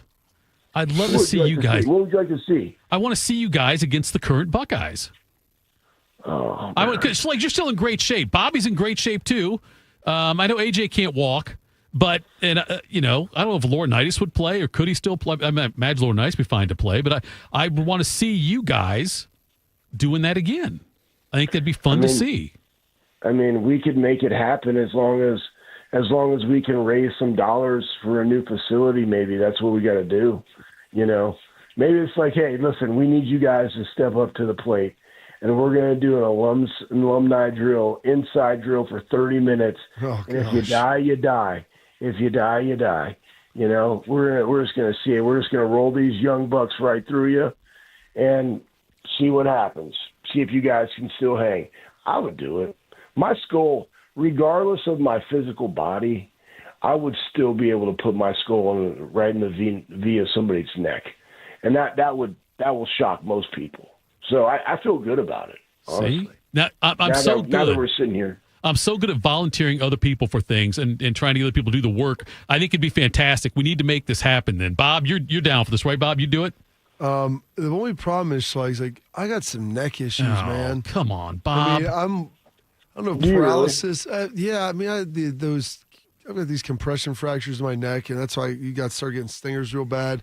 And then when I came back in practice with the guys in whatever that was, like 16, it wasn't bad then, but now I wake up and I can't. There's times where I cannot turn my head and it hurts to do like pull-ups and benching sometimes. So that is the only concern for me. Like I would need to be able to train neck and shoulders for probably 6 weeks before I felt like I would be in a good enough position that it wouldn't snap.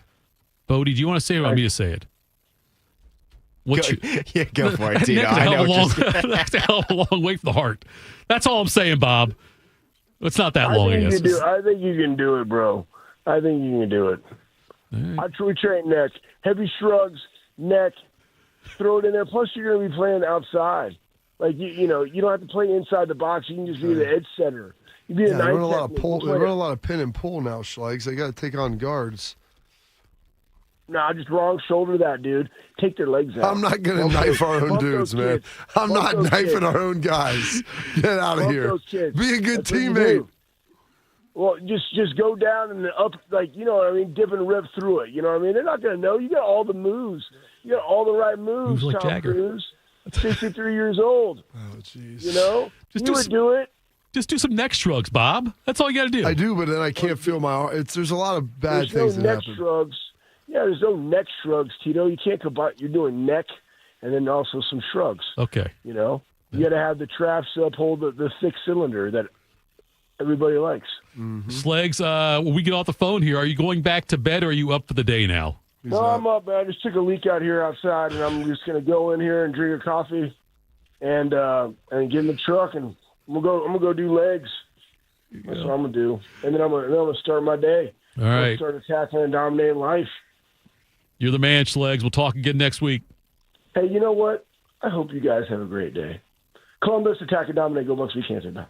There we go. Anthony Schlegel joining us right there, like he does. Bobby picked it up after a while. He started off very rough. Oh, listen, Coach, that was, if you wanted to listen to the evolution of Schlegs waking up over 20 minutes, you just got it. I felt like I just had a slumber party at his house, and it was him getting up and him talking that way. And I think, and I even said in the chat, Bob, he didn't sound gas station ready, but now I think he's there. I think he's evolved into that. You're right. The evolution of Schlegel in the morning there. Coming up next, sports changed 15 years ago today. We'll discuss that next. Morning Juice. We are the keepers of the wild, America's original and most invested conservationists. For more than 80 years, we've been committed to conserving wildlife and the natural landscapes that define our nation. From rugged alpine ridgelines to peaceful tall grass prairies, we've supported the conservation of more than 36 million acres of American wildlands. Our funding has led to cleaner water, fresher air, and improved wildlife habitat. From abundant fish and waterfowl populations to robust deer and elk herds, nothing is more important than maintaining wild spaces for adventurers to explore and wildlife to thrive. We are America's hunters and target shooters, stewards of the American outdoors.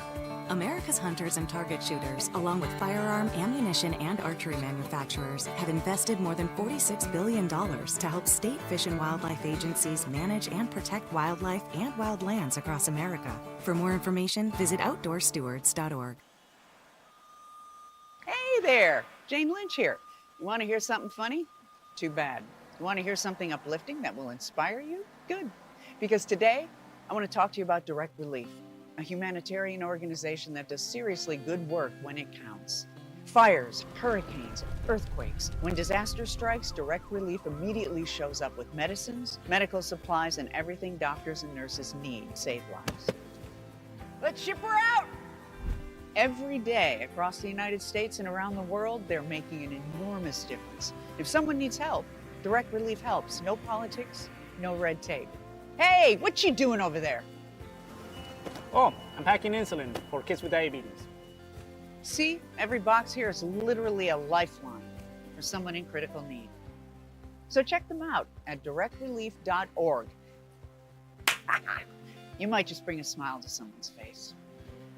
Around the world, Children International and friends like you are giving children in poverty a chance to grow and thrive, to be healthy, to succeed in school, and achieve great things.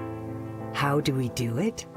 In the best way possible, by helping ensure access to healthcare, nutrition, and educational opportunities. And most importantly, by empowering youths and their families to get out of poverty and into employment through life skills, computer, and job training. The very tools they need to break the cycle of poverty and build futures full of promise. Because every child deserves a chance to realize their full and best potential. Learn more about how Children International is empowering children and families by going to children.org today. That's children.org. Tito has had 2 wives. They've both been named Heather. If you know someone named Heather, please warn her. This is Morning Juice. Morning Juice. We are now gas station ready. I don't think we were at 7 o'clock, Bob. But I think now we are after Schlegs. Oh, yeah. It takes a minute to get Schlegs ready, but what it doesn't take a minute to do, because if you're looking for a bank that truly values local business in this town and the opportunity to work alongside them in a partnership relationship, well, then whether you're a small business or a large operation, Riverside Bank of Dublin, they've got the right tools for the job for you. Riverside Bank of Dublin has the experience of working here in Central Ohio. They understand the business climate in our area because they're locally based and will help you reach your goals. Whether you need an SBA loan to get your business off the ground or a line of credit to keep your business up and running smoothly, or an equipment financing to get your business up to scale, Riverside Bank will tailor a solution that fits your needs. Visit them at riverside.bank or stop in and get to know them personally at 6300 France Road, Riverside Bank of Dublin, member FDIC, equal housing lender. Bodie, why don't you play something from us 15 years ago today? All right, let me get it fired up here. Here we go. The answer to the question everybody wants to know. LeBron, what's your decision? In this fall, man, this is very tough. In this fall, I'm going to take my talents to South Beach and join the Miami Heat. Miami Heat. That was the conclusion you woke up with this morning. That was the conclusion I woke up with this morning. It's a bad one. What day, because it was around the same time that the letter came out. Oh, when he came back? When he decided to come back. So I remember I was down in Destin, Florida, and I remember calling to get on. I was working with Roth at the time. I'm like, I want to come on and talk about this. And so I did, called in as a guest to my own show.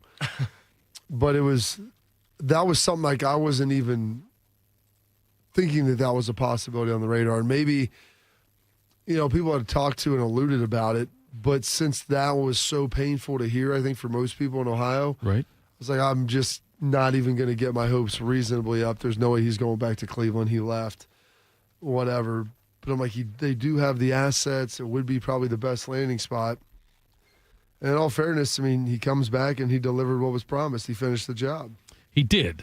And, there's rumors about him maybe coming back to close out his career. I don't know if that'll happen. I think he said that was because he was working out, I saw, up in Cleveland. I think he does that during the offseason quite a bit. I think he does it in other off seasons too, if not mistaken. But anyway, it's he caught a lot of flack for the way he handled it. A lot of Joe. For you liked that, didn't you, buddy? that was a pretty good one there, Bob. I'm not going to lie to you. I also enjoyed that one. But look, I don't blame when people want to say he wanted to create a super team, wanted to be on a super team when he joined with Bosch and Wade down in Miami, and they all took less money than they could have gotten by agreeing to play together down there. I don't hold that against him because other dynasties. Tito's takes. This one here is legitly great. The Bulls, Jordan did not have to go chase a super team because his organization created one for him. When they drafted, they didn't win before they drafted Grant and Pippen. And then when he came back and they added Rodman and they had Ron Harper on those teams also. Okay. Talking about Z, Drew Gooden. I know. Larry Hughes. Antoine Jameson. Wait, Shaquille O'Neal. They brought in the diesel. So what I'm saying, they wanted more horsepower up there, bringing the diesel. The reason Jordan they were trying didn't to get have Sean Kemp out of retirement.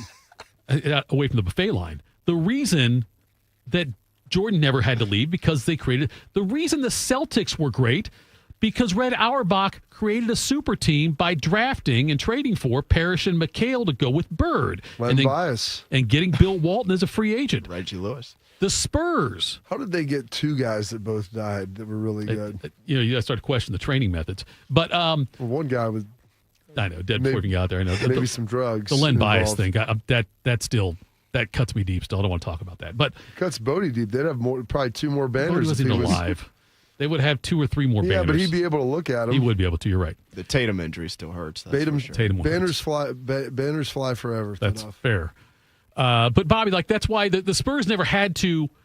Tim Duncan never had to chase a super team. Why? Because the Spurs created one for him. So all the Dunk Kings, all the flack, the Lakers with Joe.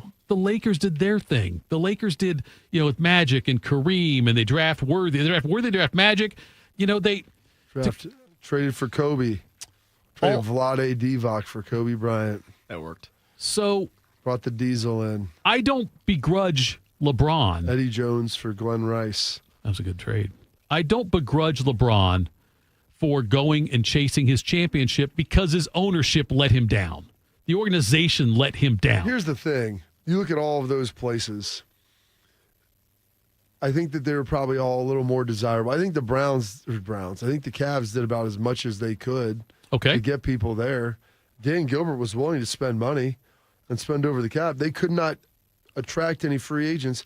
And then that second time, they did what they did. They literally bought a first-round pick in the form of, what's his name, old bad knees from the Clippers that they brought in. The point guard. What? Which point guard are you talking about for the Clippers? I don't know. They bought it. They got a first-round pick with him just basically to give the Clippers salary relief. Okay. Was it Ron Harper, Danny Ferry back then? No, this was LeBron. This was with LeBron. Okay. Danny Ferry. Well, that's Craig Elo. Is that who we're talking about here? I know the Ferry was with the Brad Clippers. Doherty, Mark Price. Ferry got traded to the Cavs with the Clippers. What year are we looking at here? Baron Davis. Okay. I didn't need to look it up. It finally hit me, thankfully. I got in the hyperbaric chamber yesterday, so I think my blood flow is getting back good.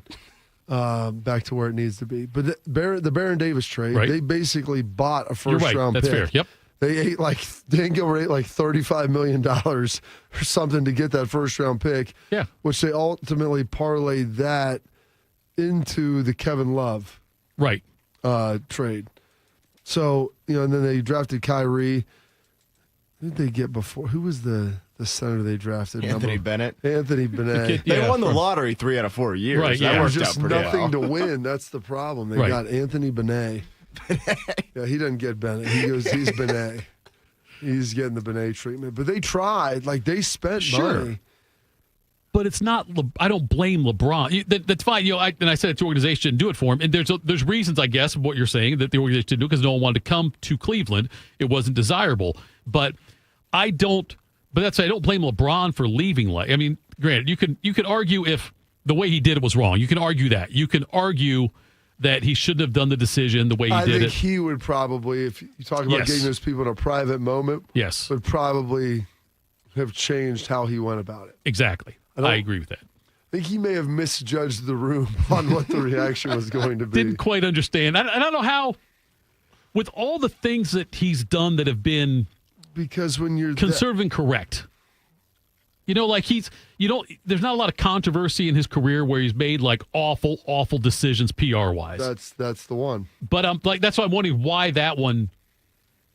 I tell people this because fans are insane. That could be also, yeah. And I say that with all due respect. I would have been the same way if I was a Cavs fan. When Jason Tatum said he was going to the Knicks. And I'm gonna take my talents to the Garden. And you burned his TD jersey. Garden? No, Madison Square.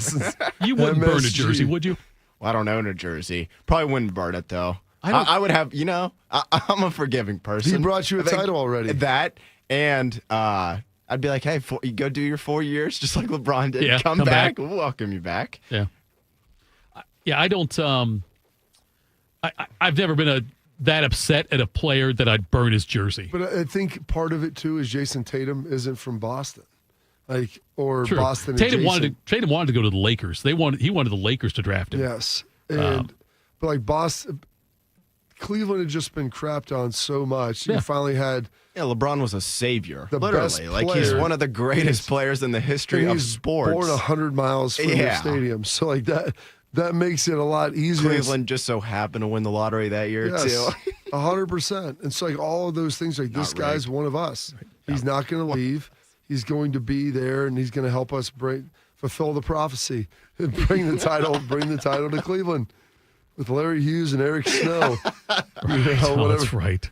I mean, what really killed him was when Boozer left. If Boozer would have stayed, because that's a part of the problem, they could offer him a better deal. He took less money to go to Utah. Well, then he had to leave because there was the illegalities going on with the way the deal they gave him was like with some hush-hush under the money, kind of under the table, like we're going to do this later on. The league found out about it. And with Boozer. Yeah, with Boozer. Really? I didn't know that. Yeah, and that's good. See, listen, you can't tell me I'm trying to win. We're willing to pay you off book, probably tax-free. Get the bag man out there. Listen, Booze, we'll have every month we'll bring $1 million over for 6 months. I think there was something there with just in a bag of cash. Said Was that when they were trying to do some sort of marketing stuff with him? Okay, that's what it was. Okay, here we go. I got it now.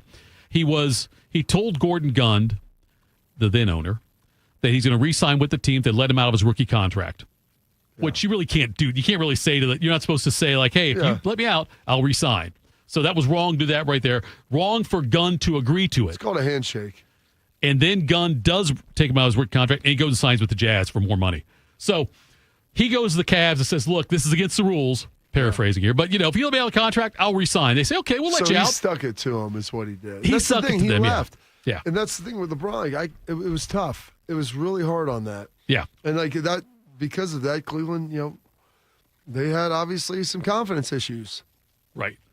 But I've told people this many times. Of the two people that I've seen in my life that have had the most scrutiny around them in public sport for supposedly being phenoms from an early age. Right. You can't miss guys. Tiger Woods and LeBron James, despite some of Tiger's off the course stuff, in the 2009 Thanksgiving, the guy came, and when you said he was going to be one of the greatest golfers of all time, well, he never passed Jack, but he's number 2. Sure. Yeah. The guy's got, 16 majors? I think it's 16, yeah. Masters was 16. So yeah, he got 16 majors. I mean, he did it all. Everything. And there was a period where he did stuff that no one else had done. He's the only guy to ever hold 4. Like LeBron brought a title to Cleveland, which I always tell people is worth 2. Maybe 3. Right, yeah. I mean, with everything that he's done. Tiger. Yeah, 15. Okay, that was his 15th then. But you look at LeBron, he's won 4 titles. He's won countless MVPs. Should have won more. At 40 years old, he's still one of the best 10 players in the league. And I don't really know if that's up for debate. Yeah. I think everybody consensually would. You can say top 10, top 15. Not any worse top 15, but yeah, I think he's top 10. Yes. And still performing at an incredibly high level. And for a guy that had all the pressure on him in the world to go be that. And you can look at a lot of other people that's happened to, of how they've just crumbled. Yeah. I mean, absolutely crumbled underneath it. And even like a guy like Ken Griffey, who was phenomenal and one of the greatest players ever to play. At the end of his career was a joke. He fell apart. He didn't take care of his body and wasn't playing at a high level.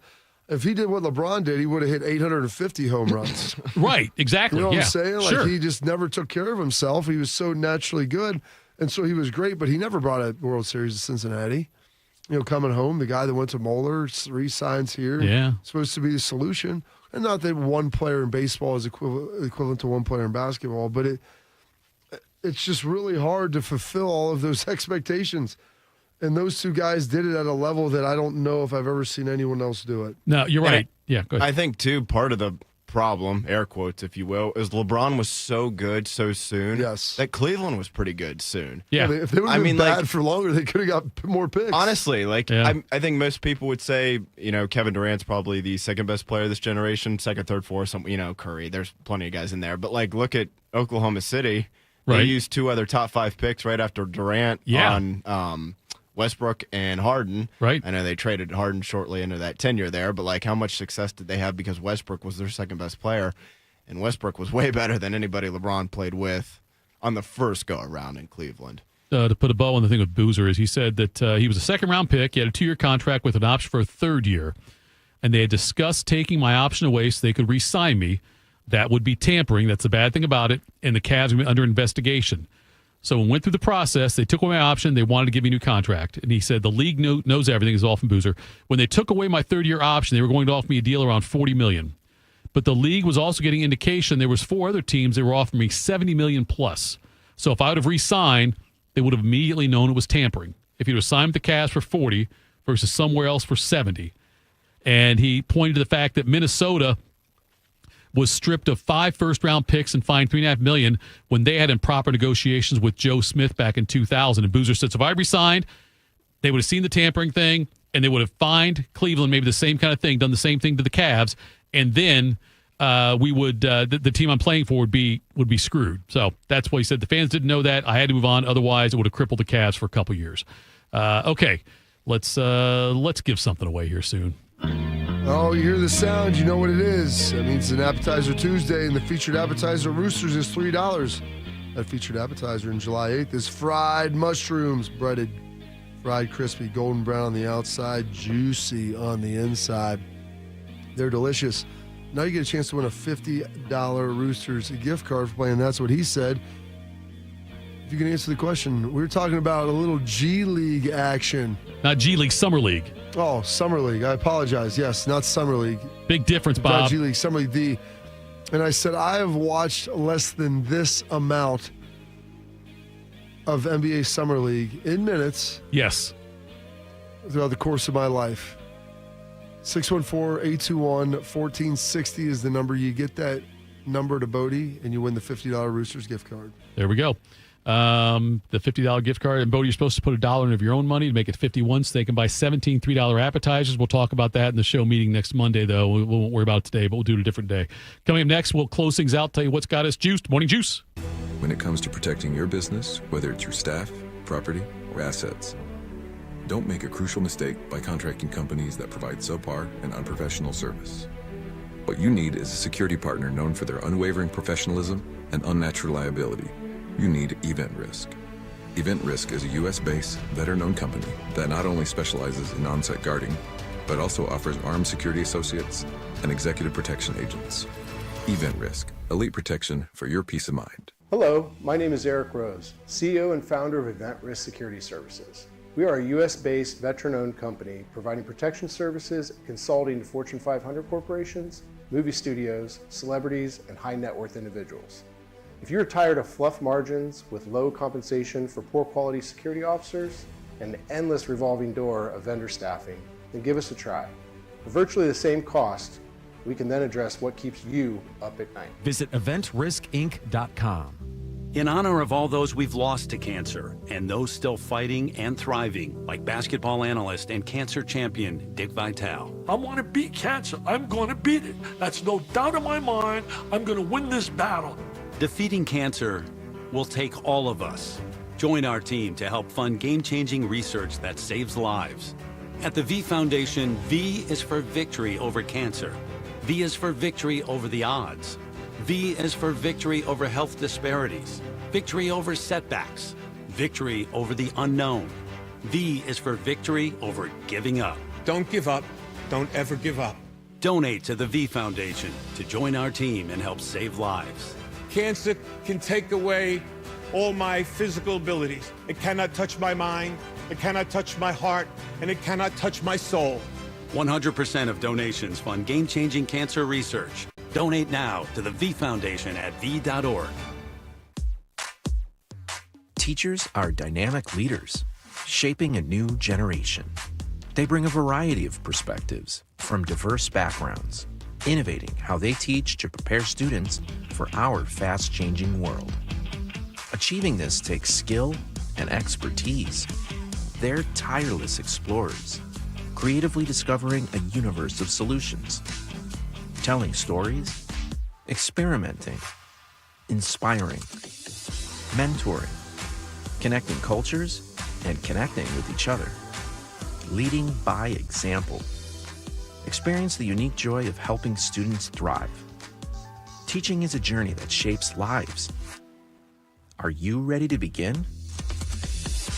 Explore teaching at teach.org, a campaign supported by the U.S. Department of Education, Teach.org, and 1 million teachers of color. Attack and dominate. You're locked into Morning Juice. Sponsored by Riverside Bank of Dublin. Here's Bobby and Tito. Oh, it pays to be in the chat. Phil in Worthington takes home the $50 gift card to Roosters. Do the answer. Less than 10 minutes is how much time Bobby has spent in his life watching Summer League basketball. So thank you for doing that. let's do this. Why don't we tell people what's got us juiced on Morning Juice? What's got you juiced? Sponsored by Billiards Plus. Find your next grill and everything you need for the master griller. Billiards Plus on Dublin Center Drive in Dublin. All right, Bob. According to my sources, it is Tuesday, which means you don't go first. That is correct. So I nailed that one. What's got we going to start with Schlegs in? Yes, we will. And 3, 2, 1. Hey, radio is the theater of the mind. I'm just rocking here. I got this sweet anthropology mirror that I'm trying to convince my wife to keep. I'm just standing in front of it right now with a pair of Under Armour boxer jock shorts on. Oh, my gosh. On my phone with my left arm in the air right now with my antenna. That's exactly what I'm doing. There you Great go. image. Yes.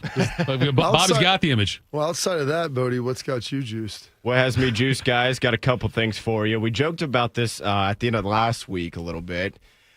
About a week and, I don't know, an hour or so from now a week ago, and plus an hour and change, Shark walked out of this building for the final time. Maybe. You never know. He could be back, but probably his final time.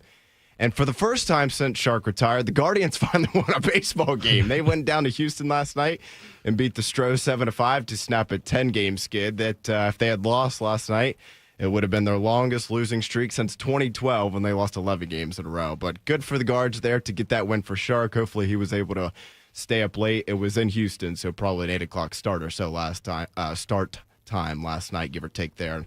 Hopefully for his sake, he was able to stay up and enjoy that and get to sleep in and not have to get up early after staying up and watching that game. Also, it has me juice meant to mention this yesterday, and I forgot to. So on Friday, our fan poll was at 971thefan.com for Friday. Jeff Thitoff, he believes that we should celebrate Independence Day on the first Friday in July each year rather than on the 4th. That way we get a 3-day weekend every single year. Do you agree or disagree? Now, the vast majority of people did disagree with this, 66%. But, Tito, 34%. I'm not going to lie, that's kind of higher than I thought it was going to be, a third. So the people are with you. There are dozens of you, Tito, dozens. Dozens. And you know what? The more I hear it, yeah, it's not the craziest thing I've ever heard. Thank you. I don't know if I still feel like we got to celebrate it on the 4th because, you know, like Christmas, Thanksgiving, it's just one of those holidays that need to be Christmas on the is specific on the 25th. day. That's what I'm saying. Oh. Like, I think the 4th should stay like that. Where like President's Day and some of the others moves around to, well, I guess, yeah, Thanksgiving is always the third Thursday. So I don't know. Maybe what I just said completely contradicted myself. But nevertheless, Tito, not the craziest thing I've ever heard. And you got some people with you. Not Did you the read the majority. comments, though, on Facebook? Tito, I put the fan poll on Facebook, and I avoid Facebook like the plague after that because some of our listeners, I guess you should use air quotes, can be very rude in the Facebook comment section of the fan poll, which I don't appreciate. But anyway. Anything associated with me in a poll on Facebook or something I said on the radio, you will get 100 people with, say, in some way, shape, or form, Tito's an idiot, which I love. I enjoy when I come up with one, and I try to put some thought into it. Sure. I don't spend 4 hours on it, but I try to be like, hey, most days, not all, but most, I try to give it some thought. And then there are just sometimes people like, how dare you ask this? Yes. And I'm like, I'm sorry, my bad. Yes. Like, yes. I'll call you tomorrow at 4:30. Right, yeah, you give me the idea. You better be ready for a fan poll. Right, so, right. Bobby, what has you juiced? Wow, our conversation with Schlegs this morning, I mean, that was watching the world wake up, listening to Schlegs wake up. I mean, it's the real theater of the mind. He describes it for you. You can hear his voice, pick up. You can hear his wife yelling at him in bed as well, which is also tremendous.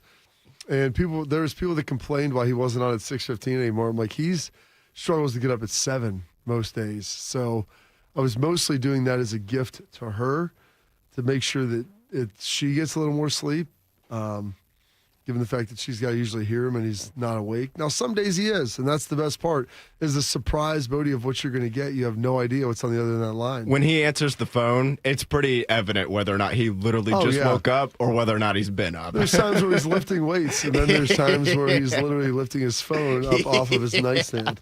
Both of those things can be possible, and you have no idea. It's like reeling that fish in. What's on the other side of it? So that's got me juiced. That was a lot of fun as well. Oh, goodness. We got a fun week here up ahead with a lot of stuff going on. Just overwhelming coming off the 4th. And just I feel like July is going to go flying by, so trying to get a bunch of stuff done here quickly. And then I ran into this little nugget last night, Bodie, that I sent over about parenting the kids and trying to do the very best you can with that. The number one thing I'm seeing in successful families is the way that they talk in private. The worst families are just comparing all the time. Their conversations have to do with what the other parents are saying, what the other kids are doing, where their kids match up. This family looks this way. This family's going on that trip. This family's buying this camp. This family's doing that extracurricular thing. Oh, well, they have that tutor. We should get this one. How could you believe what those parents did with their... They're just gossiping to each other. Gossip is like the lowest form of a successful marriage. The greatest families I see, they actually are talking about ideas. The middle families, they're talking schedule all the time. We got to get this, we got to get that. How do we become efficient? Where we can go? They're talking about the grocery list. They're talking about the chores. But the greatest families I see are focusing intently on the vision of where their family's headed and the right next moves to help their children and teenagers grow the fastest. They're talking about ideas. They're talking about coaching. They're talking about mentorship. They're talking about proactive things in their home to help their children develop the best way. They're not comparing to other people. They're not trying to keep up with the Joneses. They're not trying to get all the grocery lists and chores done. They're focusing on the future vision, where their kids are headed and where their family looks in 10 years. Be an idea guy. Have some ideas. Have a plan, though, as well. That's got me juiced. What's got you juiced that off? Couple of things. First, I stumbled upon another great idea, Bob. And be an idea guy. It's a bit narrow because it really applies to people who live in communities that allow golf carts. Oh, jeez. Okay. Not many. I know not a lot of them do. They But don't allow golf carts. They allow LSVs. Okay, LSVs. There we go. Speed vehicles. All right. As I was driving around in the golf cart that we ran for the 4th of July, because UA, you can do it year-round. If you're registered with the state, it's all street legal, all that kind of stuff, you can do that. So, and I think it should be a rule that a regular police car cannot pull over a golf cart. Why would that be a rule? I think it has to be a police golf cart can only pull. And let me tell you why, Bob. If you leave here today and a police officer tries to pull you over, you decide, I'm not doing this right now, and you go. This might be your worst idea that Listen, I've ever heard of. You're almost on, you could be on equal footing in some cases. If I'm in a golf cart and a police officer tries to pull me over, I've got no chance of making that decision. The decision made for me. I can't say, you know what? Let's play. So you want to make it so that people can commit more crimes easier? No, I want make it a choice for them. I want to even the playing field. Evading a police officer is a crime. You shouldn't do it. I'm not trying to condone but that, Bob. I want to give you the option. But I think it should be your choice. I think your choice is taken away if it's a police car, because there's no way my LSV is going to outrun a police car. Well, you could outrun them on foot. In theory. I could in theory. That's right. But I'm just saying, I think it has to be, if you get pulled over in a golf cart, it has to be by a police car golf cart. That's what the worst Tito's takes I've ever I'm telling you, dude, it makes a lot of sense. It makes no sense. If you live in a golf cart community that they allow that stuff, you should have golf cart police. I mean, under your pretense, should police officers in a normal car be able to pull over someone on a motorcycle then? Oh yeah, that's different. That one's different. Yeah, I'm okay with that one. I'm just saying for the golf, because I'm not going to ride a motor. I've never driven a motorcycle in my life, but I envision myself someday owning a golf cart that I would drive around. Is that an aspirational goal for you, Thitoff? It's a total aspirational. Unless, what I got to do is wait for someone who I know to die and leave it for me. But no, that is yes. I think Bobby. Is that I think on that the makes, table, or I think that makes a lot of sense. Well, I don't think so. There's no one, out of all my friends, I'm the closest one to dying, probably. You know, any family members? No one has golf carts. No, yeah. I think that in the, if you play that game where you pick who's going to be the next celebrity to die or something, and among my friends, if they have a game like that, among which ones, I think most of the money's on me, and rightfully so. If you play the show backwards, does it say Tito is dead? Yeah. I'll tell you something that does seriously have me juiced though, and you never. Now I'm gonna get serious here. You never really understand sometimes how you can impact someone's life. And A young man that he's 25 years old, and I've known him since he lived down the street from us when I was with the previous administration, and he was friends with my son, and they moved him down the street. And at the time, I was like working mostly evenings and weekends at the Dispatch, kind of part-time thing. And then, so I was like the dad of the neighborhood who always hosted wiffle ball games in the front yard, or, we invented games we'd play. Everyone would kind of flock over to our house. There you go. And this young man at the time, like when he moved in, he'd always go down and play. We'd do all these things. And so, I did it because I enjoyed doing it, because my dad used to do it with us when I was a kid. So I enjoyed doing those things and made it a priority at that time. And on Sunday, they had a going away party for him because he's going into the Army. He's going to basic training. Nice. And so I went over to see him at the party, and he comes up to me, gives me a hug, and says, I could just cry right now. And he said, you have no idea how often I think of those days and those memories, and what an important role you played in my life at that time. And I appreciated it. And those were the best times of my life. I love playing those games in front yard. I'm paraphrasing a little bit, but I love doing those things. And it's something that always has stuck with me. And I just wanted to say thank you. And like in the moment, it didn't dawn on me that I had that kind of impact on him. But hearing that, though, and it made me think about, I wonder, how many times we go through life and we don't realize how much we really impact people, especially younger people, with some of our actions and choices and behaviors. So hearing that on Sunday, that definitely got me juiced. So I best of luck to him. He's heading out to Georgia for basic training, and he's chosen the career of the Army. So UA grad, a great kid, and it was fun seeing some UA kids out there too that he graduated with, and they're actually still students at UA. But seeing some of them and hanging out, it was fun. So that's got me juiced, Bob. That's awesome. That's great, Thitoff. I'm glad to see that you had a positive impact in some lives. I mean, I was hoping you were to say he joined the Army and out of respect for you as well. I mean, did you inspire that? No, I don't know if he really knows I was in the Army. I don't think it had anything to do with that. In the Army now? Yeah, You've seen that one? Is that the Pauly Shore one? There you go. I have not seen it, no. Or Major Payne's another one. I've seen Stripes. One, tell me. And I've seen Private Benjamin with Goldie Hawn, the movie that spawned the TV show. Have you seen An Officer and a Gentleman? Nah, that seems too heavy for me. Okay. That seems too heavy for me. I have seen Independence Day, though. Anyway. Close. Folks, thanks so much for tuning in today and spending your time with us on this Tuesday morning. We appreciate it. We're back tomorrow. Morning Juice. Bobby Carpenter here with the Riverside Bank of Dublin Sports Money Report. Central Ohio is home to a lot of sporting events that bring in millions of dollars of economic impact to our town. These events are huge for the city, providing revenue for local businesses, job creation, infrastructure development, and many other benefits. Here's Chuck Moore, CEO, and Travis Sanders, president of Riverside Bank of Dublin, on how they help local businesses prosper year-round. Thanks, Bobby. We truly value our local businesses and the opportunity to work alongside them as partners. Whether you're a small business or a large operation, Riverside Bank of Dublin has the right tools for the job. Whether you need an SBA loan to get your business off the ground, a line of credit to keep your business running smoothly, or equipment financing to get your business up to scale, Riverside Bank will tailor a solution that fits your needs. Right on the target, Travis. We understand the business climate in Central Ohio, and we will help you reach your goals. Tune in every day for the Riverside Bank of Dublin Sports Money Report. Visit their office at 6300 France Road in Dublin or online at riverside.bank. Member FDIC, Equal Housing Lender. You know a thing or two about the moments in life that matter. You've seized those moments to embrace joy, accomplish great things, and build meaningful relationships. Is it time now to sit back and reflect on a life well lived? Maybe. Or maybe there's more to be done. Maybe this is the most important moment you've encountered yet. By volunteering with AmeriCorps Seniors, you can seize the moment, lend a hand, and get back more than you give.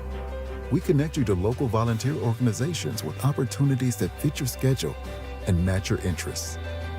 Through AmeriCorps Seniors, you can support people in times of need and make your community stronger. You can become a companion to your older neighbors, brightening their days with friendship. You can even become a mentor for young people, serving as a role model and enriching their lives. Are you ready to seize your moment?